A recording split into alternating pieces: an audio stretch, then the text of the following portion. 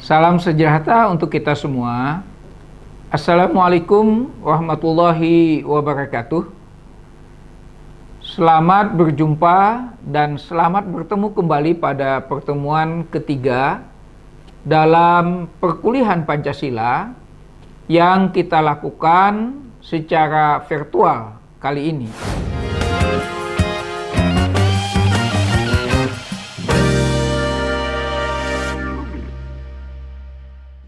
Pada pertemuan kali ini, kita akan mengkaji bersama-sama tentang pokok-pokok materi yang terkait dengan sejarah lahirnya Pancasila sebagai dasar negara.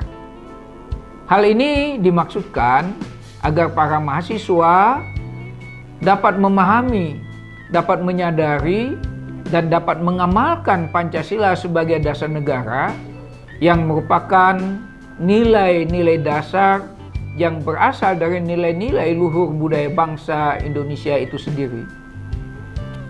Dan nilai-nilai itu adalah nilai-nilai yang sudah sesuai dengan nilai-nilai karakter bangsa Indonesia. Nah, oleh karena itu, para mahasiswa yang saya cintai, dalam memahami nilai-nilai sejarah perjuangan bangsa ini, kita perlu mengkaji bagaimana pertumbuhan nilai-nilai Pancasila itu sejak manusia Indonesia yang pertama yang disebut dengan zaman prasejarah hingga masuk pada zaman prasejarah dan sampai pada detik-detik menjelang dirumuskannya Pancasila sebagai dasar negara. Nah, oleh karena itu, para mahasiswa yang saya cintai, sebelum saya mengakhiri pertemuan kita yang ketiga ini, saya ingin meminta kepada para mahasiswa sekalian yang saya cintai untuk menggali lebih lanjut mengenai sejarah lahirnya Pancasila sebagai dasar negara ini. Dan ada satu yang perlu kita pahami ketika menjelang sidang BPUPKI atau menjelang kemerdekaan, Dr. Rajiman menyatakan apa yang perlu kita siapkan ketika kita mempersiapkan Indonesia merdeka. Maka jawabannya tidak lain adalah dasar negara. Kemudian pertanyaan berikutnya, apa yang harus kita jadikan sebagai dasar negara?